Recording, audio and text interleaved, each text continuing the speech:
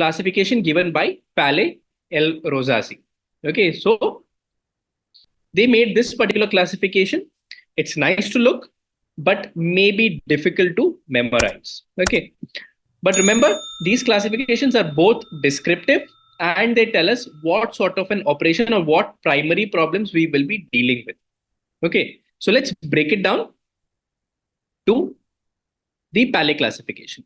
In type 1 Paley, both the bones are normal. The integrity of both tibia and fibula are normal. They are not fractured, but they are bowed.